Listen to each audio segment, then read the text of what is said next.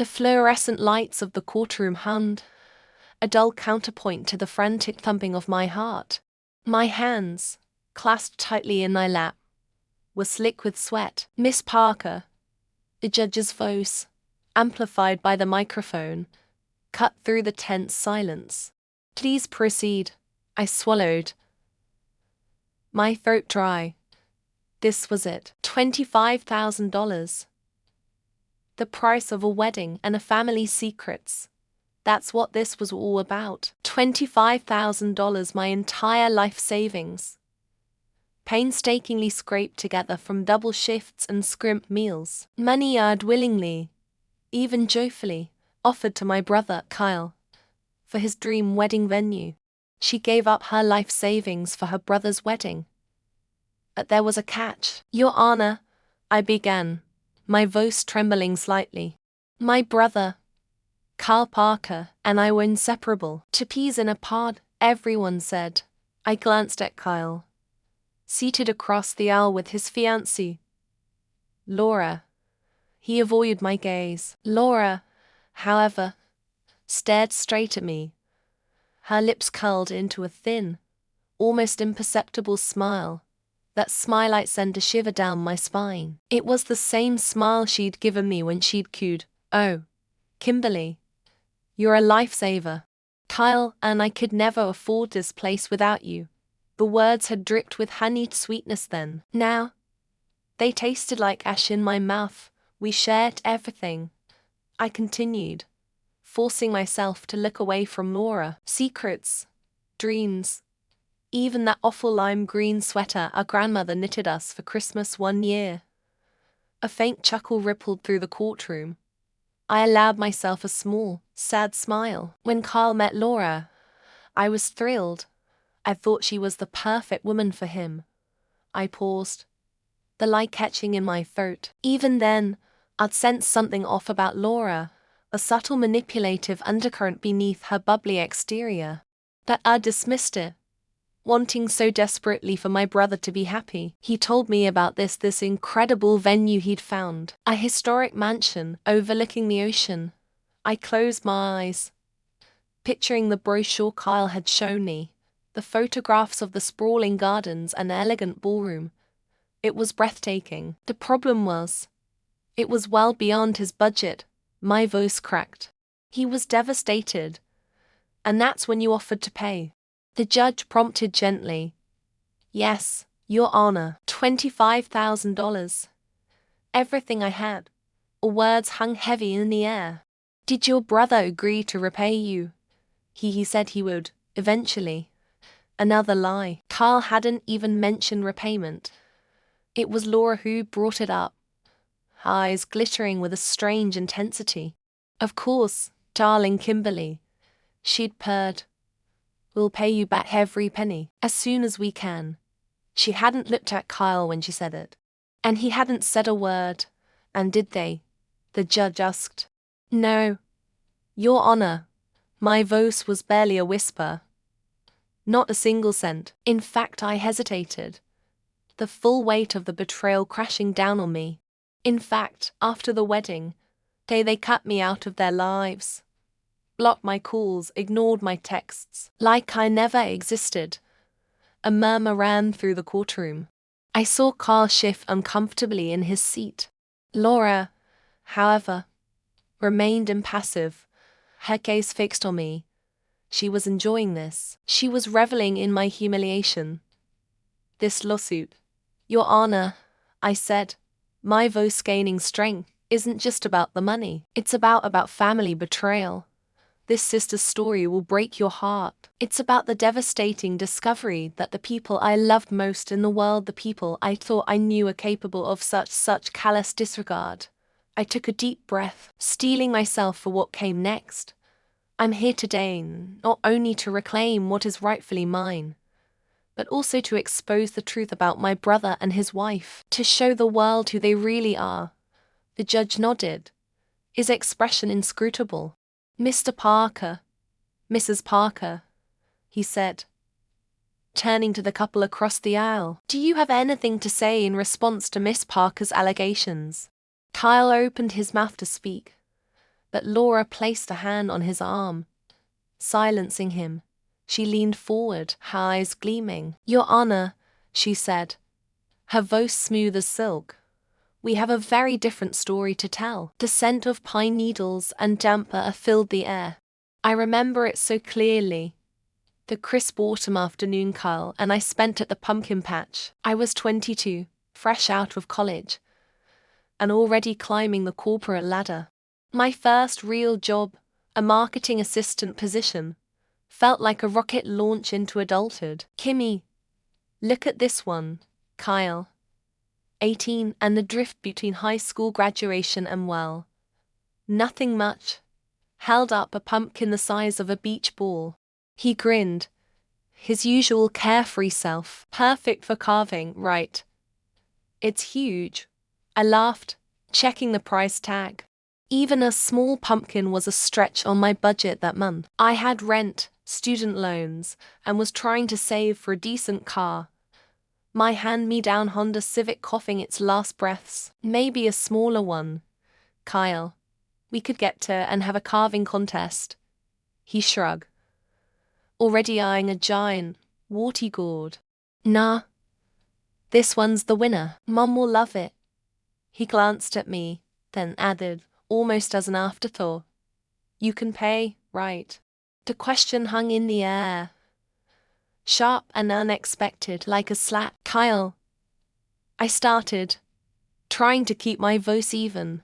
"You know I'm trying to save up." He rolled his eyes, that familiar gesture that implied I was being ridiculous. "Come on, Kimmy, it's just a pumpkin. It's for Mom." He knew exactly how to play me. Mom, our single mother who worked tirelessly to keep us afloat. How could I refuse? Besides, Carl never seemed to have any money, perpetually claiming he was between jobs. "Fine," I sighed, pulling out my worn wallet. The $20 bill I handed over represented a significant chunk of my grocery budget that week. But seeing Carl's face light up as he hefted the giant pumpkin onto his shoulder, I pushed the resentment down. It was for Mom. It always was. That evening, we presented the monstrous gourd to Mom with a flourish. "Ta-da! The biggest pumpkin in the patch," Kyle announced, beaming. Mom's face lit up. "Oh, Kyle, it's magnificent. Thank you, sweetie." She hugged him tightly, her eyes shining with pride. My contribution went unmentioned, not a word. Later, as Mom prepared dinner, humming happily to herself, I couldn't help but bring it up. "Mom," I said casually, as I helped set the table, "that pumpkin was actually pretty expensive." I waited, hoping for some acknowledgement of my sacrifice, a small thank you. Instead, she just smiled vaguely. "Oh, was it? Dear. Well, it's lovely, isn't it?" She turned back to the stove, her attention already elsewhere. The unspoken message was clear. Kyle's gesture, no matter how financially irresponsible, was valued. Mine, a practical sacrifice, was invisible. It was a pattern that had been repeating itself our entire lives. Kyle, the charming, irresponsible son, always got what he wanted. Me, the responsible, hard-working daughter, was expected to pick up the pieces, financially and emotionally. And now, years later, staring at Julian across the courtroom, I realized nothing had changed. She funded his dream wedding. His fiancée's reaction changed everything. $25,000, the price of a wedding and a family's secrets.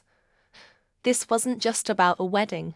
It was about a lifetime of being overlooked, undervalued, and taken advantage of. And I was finally done being the silent, supportive sister.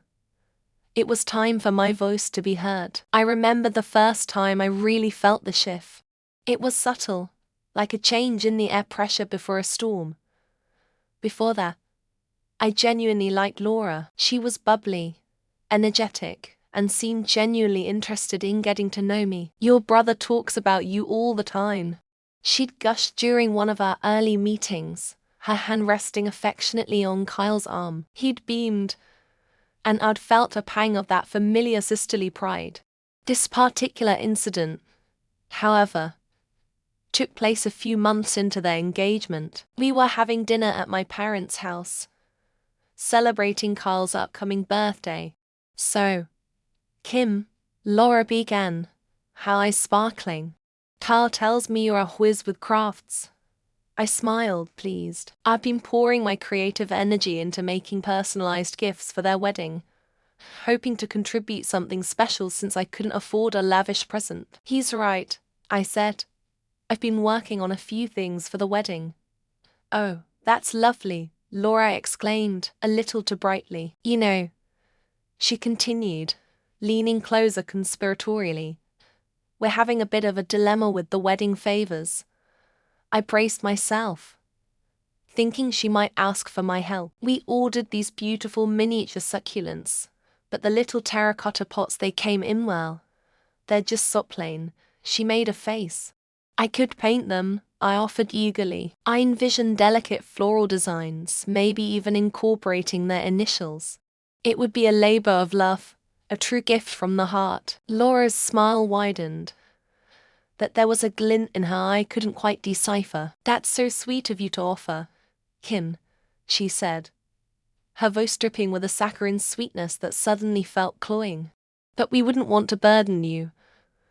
A pause. "Actually, Julian's cousin, Sarah, is an artist. You know, a real artist.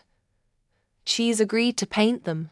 Apparently, she specializes in these intricate Moroccan patterns. They'll be stunning." My stomach dropped. I felt the hot flush creep up my neck. "Oh," I managed, trying to keep my voice steady. "That's great." Kyle, oblivious, chimed in. "Yeah, Sarah's work is amazing. You should see her paintings, Kim." He turned back to Laura, his eyes full of adoration. "She even offered to do them for free. Isn't she amazing, babe?" Laura giggled, and the two of them launched into a discussion about Sarah's artistic talents, completely forgetting I was even there. I sat there, picking at my food, the lump in my throat growing with each word of praise they heaped on Sarah. It wasn't about the wedding favors, not really. It was about the way Laura had so effortlessly dismissed me, made me feel small and insignificant. She dangled the opportunity in front of me, only to snatch it away and hand it to someone she deemed more worthy. Later that evening, as I was helping my mother clear the table, she put a hand on my arm. "Don't let Laura get to you, honey," she murmured, her voice low. "She just gets a little enthusiastic sometimes." I forced a smile. "I know, Mom." But I didn't know. I didn't understand why Laura felt the need to constantly remind me of my perceived inadequacies. This incident, coupled with her earlier comments about my vintage car and my practical career choice, began to paint a clearer picture. It wasn't enthusiasm. It was a calculated effort to put me in my place. It was a subtle, insidious form of manipulation, a way of asserting her dominance within the family hierarchy. She gave up her life savings for her brother's wedding. But there was a catch, and that catch was Laura, the woman who was slowly but surely chipping away at my relationship with my brother, making me question my place in the family I thought I knew. My hands trembled slightly as I clutched the worn leather-bound journal. This was it, my proof. After weeks of agonizing over what to do, of replaying Laura's cruel laughter in my head, of remembering the sting of my family's indifference, I was finally ready. Judge Thompson adjusted his glasses. The courtroom hushed. "Miss Parker, do you have anything further to add?" "Yes, Your Honor," I said, my voice surprisingly steady. "I believe this will shed some light on my brother Kyle and his fiancée Laura's true intentions regarding my $25,000. It reveals a shocking secret." A ripple went through the gallery. Kyle's face paled. Laura, ever the performer, gasped and placed a hand over her heart. "Objection, Kyle's lawyer." Mr. Henderson practically leapt to his feet. This journal is irrelevant and likely inadmissible. We haven't even authenticated its origin. Your Honor, I countered, holding up the journal. This belonged to my grandmother. She gave it to me shortly before she passed away. She always encouraged me to write down my thoughts and feelings. Just like she did, I opened the journal to a specific page, marked with a faded pink ribbon. This entry is dated 3 weeks before Kyle's wedding. It's about a conversation I had with Grandma Rose about the very wedding I funded. Judge Thompson motioned for me to approach the bench and present the journal. He scrutinized the page, his brow furrowed. Mr. Henderson hovered nearby, muttering objections under his breath. The tension in the courtroom was palpable. She funded his dream wedding. His fiancée's reaction changed everything. My heart pounded in my chest, a drumbeat against the silence.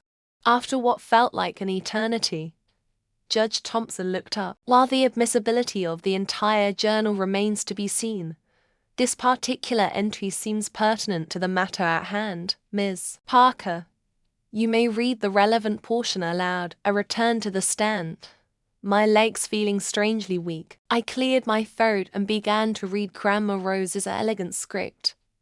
Kimberly confided in me today about her concerns regarding Carl's upcoming nuptials. She's giving up her life savings for his dream wedding. But there's a catch. It seems Laura, the bride-to-be, is less than appreciative. Kimberly overheard Laura telling a friend that the $25,000 was merely a down payment on the lavish lifestyle she expects from marrying into our family. A collective gasp went through the courtroom.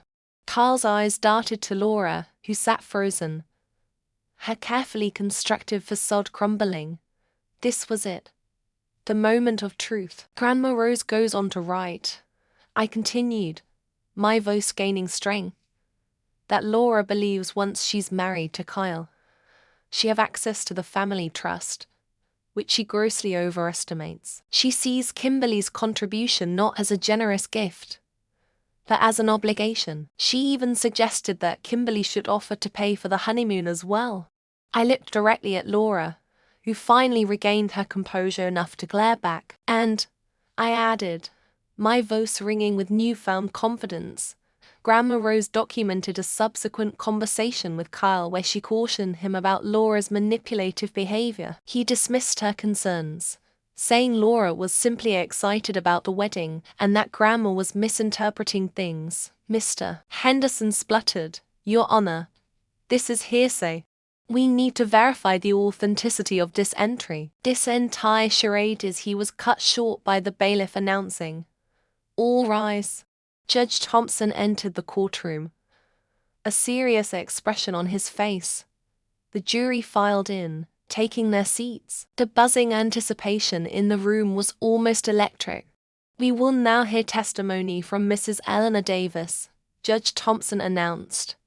My breath caught in my throat. Mrs. Davis, Grandma Rose's best friend, my confidant, the one person who knew everything about my family, about my grandmother's worries, and about my own struggles. I hadn't planned on calling her as a witness.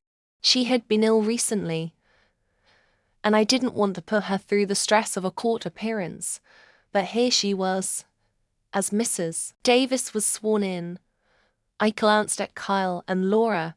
Kyle looked bewildered, while Laura's carefully applied makeup couldn't hide the growing panic in her eyes. This was a game-changer. Mrs. Davis could corroborate everything in Grandma Rose's journal.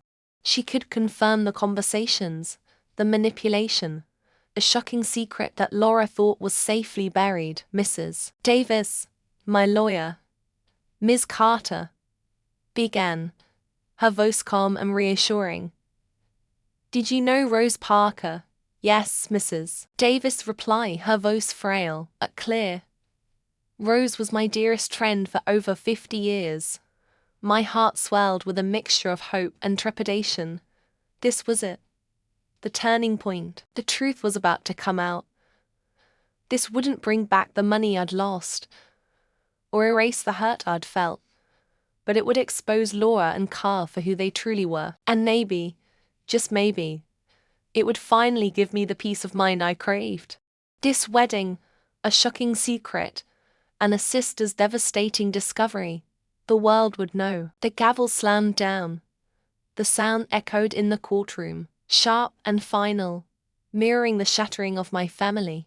My heart hammered against my ribs. The court finds in favor of the plaintiff, Kimberly Parker. Judge Thompson declared, her voice firm. $25,000. The price of a wedding and a family's secrets. She funded his dream wedding. His fiancée's reaction changed everything. My lawyer, Ms. Diaz, squeezed my hand. We did it. Kimberly. I nodded, a lump forming in my throat. Did it? Winning fell follow. I glanced at Carl and Laura, sitting stiffly at the defendant's table. Laura avoided my gaze, her face pale. Carl looked at me, his eyes filled with a mixture of shame and resentment. I still can't believe you did this, Kim, he muttered, loud enough for me to hear. You left me no choice, I whispered back, my voice shaking. This whole ordeal, this public airing of our family's dirty laundry, wasn't what I wanted. But I had to protect myself. Judge Thompson continued, addressing the courtroom. Beyond the repayment of the loan, the court also recognizes the emotional distress inflicted upon the plaintiff due to the defendant's manipulative actions and breach of trust. My breath hitched. This was about more than the money.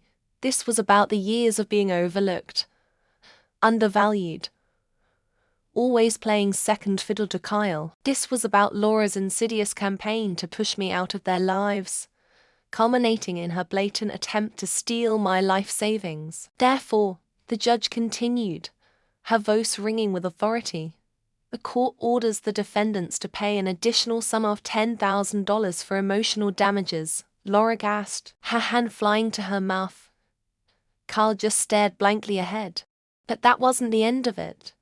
As Ms. Diaz had promised, this case had opened a Pandora's box. Furthermore, Judge Thompson said, holding up a thick envelope, the court has received compelling evidence regarding the estate of the late Mr. Parker, my father. He had passed away 5 years ago, leaving everything to Kyle on the understanding of verbal agreement, never formalized, that Kyle would provide for me, his younger sister, should I ever need it. That promise, like so many others, had evaporated the moment Laura entered the picture. This evidence, the judge continued, reveals Mr. Parker's clear intention to provide for both his children. A recently discovered letter, written just weeks before his death. She held up the letter, its aged paper crinkling in her hand, clearly states his wishes. He entrusted Kyle with the responsibility of ensuring Kimberly's financial well-being, specifically mentioning the possibility of her needing support for future endeavors such as education or starting a business. My eyes welled up. My father's words, his care, reaching me from beyond the grave. A wedding, a shocking secret, and a sister's devastating discovery, Judge Thompson said, her gaze sweeping across the courtroom, her words echoing the headline that had plastered every local news outlet for the past week. She gave up her life savings for her brother's wedding. But there was a catch. Family betrayal. This sister's story will break your heart. The media frenzy had been intense, but necessary. It was the only way to ensure the truth came out. In light of this new evidence, and considering the defendant's demonstrable disregard for Mr. Parker's wishes, the judge paused, her voice gaining weight. The court orders a reassessment of the estate distribution. Kyle Parker will retain 50% of the inheritance. The remaining 50% will be transferred to Kimberly Parker, as per her father's documented intentions. The courtroom erupted in murmurs, Laura's face contorted in a mask of fury. Kyle finally reacted, turning to her, his voice a strangled whisper. The house of investments, Laura hissed back, will appeal. This is ridiculous. The judge banged her gavel again, restoring order. The court is adjourned. Ms. Diaz beamed at me. Justice served. Kimberly. This time. I felt it. A wave of relief washed over me, stronger than the hollow victory I had felt moments before. This wasn't just about the money. This was about my father's love finally reaching me. This was about reclaiming my life, my future. This was about the truth prevailing. As I left the courtroom, the cameras flashed, reporters shouted questions. I ignored them, my gaze fixed on the horizon. The future stretched before me, uncertain, but filled with a newfound sense of hope. I had fought for what was rightfully mine, not just the money, but my dignity, my self-worth, and I had won. The price of their betrayal, everything.